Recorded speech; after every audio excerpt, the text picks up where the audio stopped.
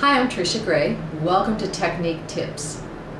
Today I'm going to be discussing everybody's favorite vocal dilemma, how to sing high notes. Almost every singer who comes to me throughout the country wants to know how to sing high notes more effortlessly, more powerfully, without strain to the voice. So I see two types of singers who come in for lessons. The first type of singer is the type who pulls chest as they go from the bottom to the top of their voice. So they say, ah, ah, and they just start yelling away, right? They can't get out of that chest voice. The good news is that they have a chest voice, but the bad news is that they're not able to get out of it and transition into their upper register. If you're pulling chest, that means that you're hyperextending your vocal cords beyond the place where they are supposed to transition into another coordination.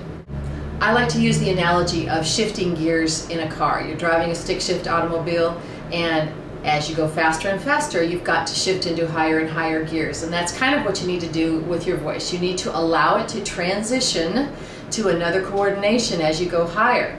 And as you go higher, you're going to use less and less of the vibrating mass of the vocal cord. So what does that mean for you, the singer? How's that going to feel? Well, it's going to feel lighter. It's going to feel like you're not giving it as much pressure. You need less air pressure to sing a high note than you do to sing a low note.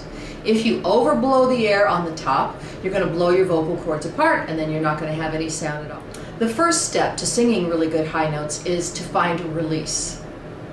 Release is where you're able to get into that upper register. You may not have a huge powerful sound right away, but you're able to find it without disconnecting and without pulling too much weight. So here's a great exercise that I use to connect singers from the bottom of the range to the top of the range. I'm going to start in the female key, which is G below middle C, and we go. Notice I went from the bottom to the top without breaking in the middle. Yet I stayed connected between the lower register chest and the upper register head.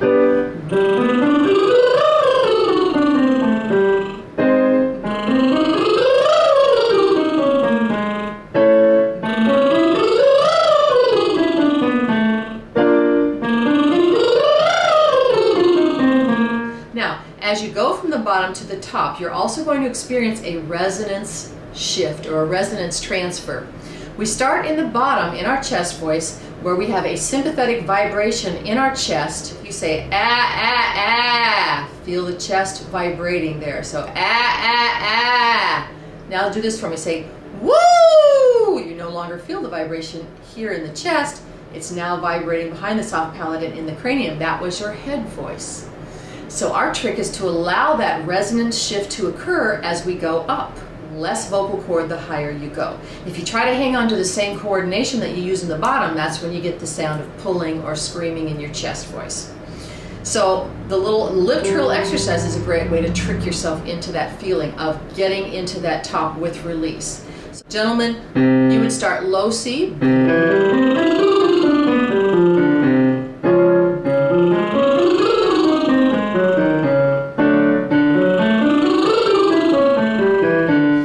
Get you up and over your first bridge. So what's a bridge? A bridge is that area of transition. That's where we're transitioning from our chest, our lower, into our first bridge occurs right around E flat above middle C. So here's middle C. You're going to start to feel a resonance transfer right around this E flat, E, F, F sharp. By the time you hit G, you should be in your head voice. All right, for ladies, start to feel that resonance transfer right around A flat above middle C.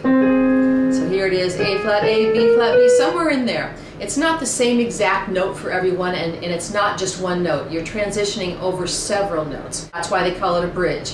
You're walking across the bridge to get to the next area of the voice. And the trick is learning how to do that smoothly so that you're keeping the vocal cords together, keeping the vocal cord adduction, and yet not over compressing, not pulling up too much weight. So you get exactly the right amount of connection from the bottom to the top. And the two registers stay connected as well. That helps. I hope that gives you a little start into connecting your registers from the bottom to the top, and we will have more technique tips to come. And for more information, visit my website at www.singlikeastar.com. You can sing like a star.